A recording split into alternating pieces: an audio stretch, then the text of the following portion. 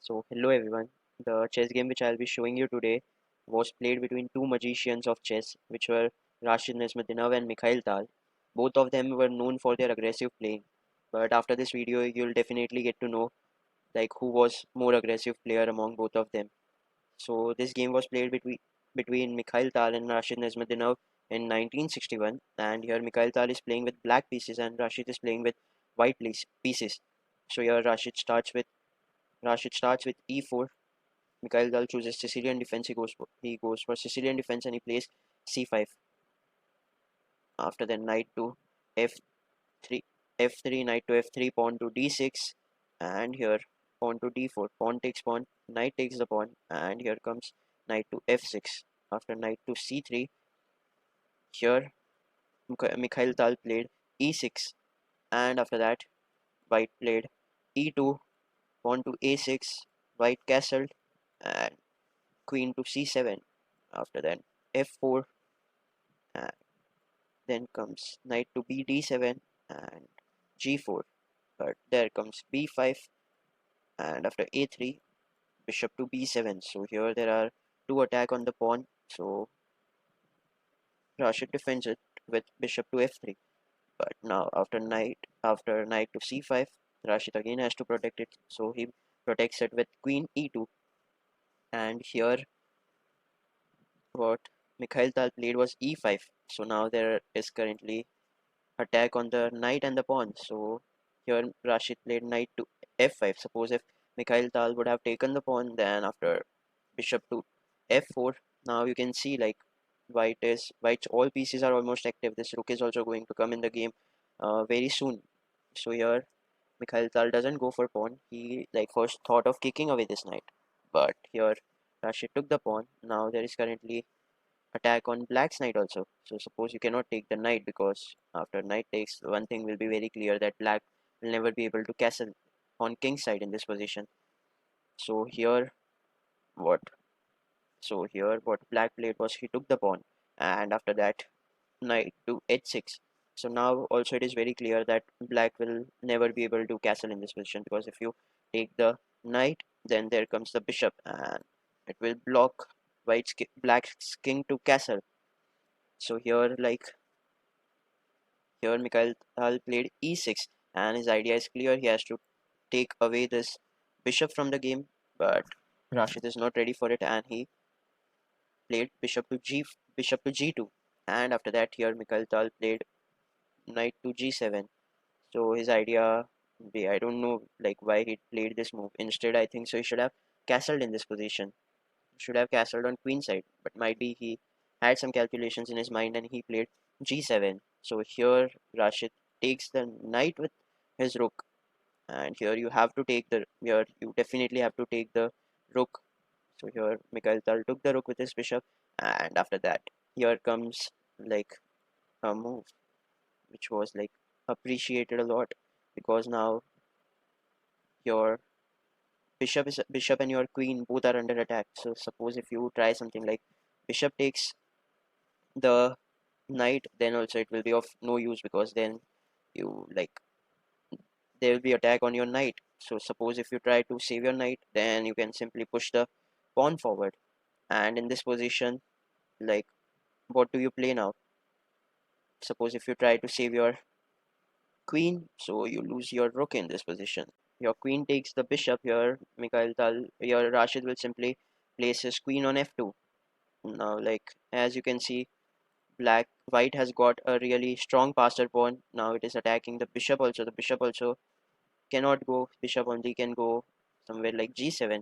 But after then you can continue with your development, and black will be under great pressure in this situation. So one thing is very clear, this bishop cannot take the knight. So here Mikhail Tal went for queen to d8. So here he's protecting this bishop. So after queen f2, now also you cannot take the bishop, because after you take it back, now there's currently attack on the knight, so it has to move somewhere, suppose. But after then bishop to g5, now you cannot move your bishop anywhere because you face checkmate in this position. So you lose your bishop also in this position, so you cannot take the knight. So here, so After that, Mikhail Tal, he played a good move, like not a good move, the only move I can say to prevent this, and he played knight to f4.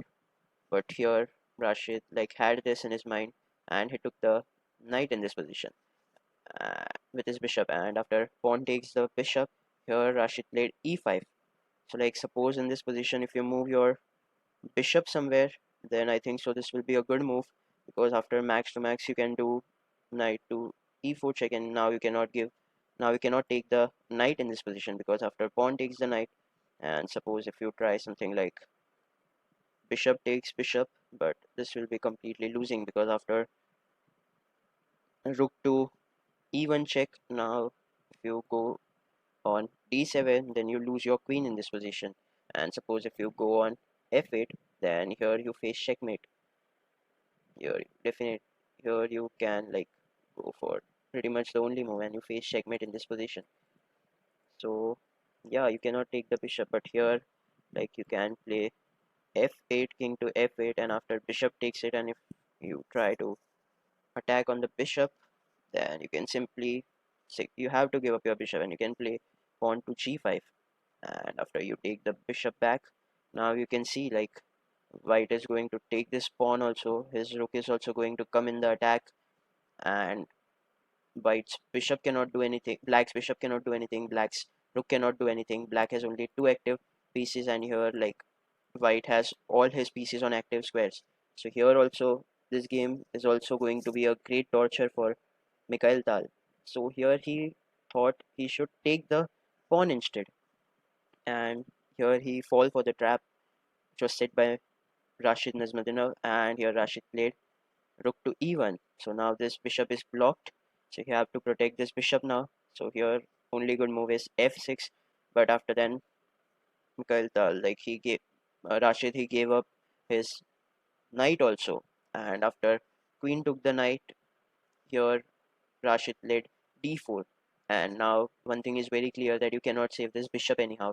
So here Rashid simply moved his king on f8, and here Mikhail Tal moved his king on f8, and here Rashid simply took the bishop, and now this queen has to move away from this diagonal, so he played queen to d8, offering queen exchange. But here can you find a winning move for Rashid? So if you also thought of this move, which is rook to f5, then you are genius. In this position, if you try to move your king somewhere else, then you can simply pressurize black's king, and this will definitely lead to checkmate.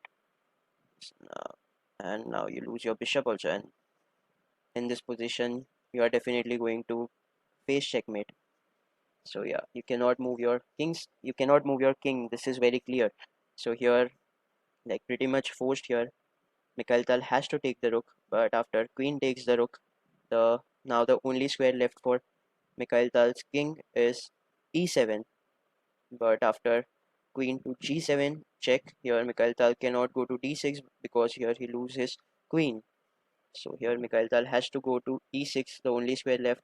But after pawn to f5, here like Mikhail Tal resigned the game, because he cannot go on this square, he cannot go here, he cannot go here, he cannot go here, he cannot go here. The only square left for him is d6, and if you come on d6, you lose your queen.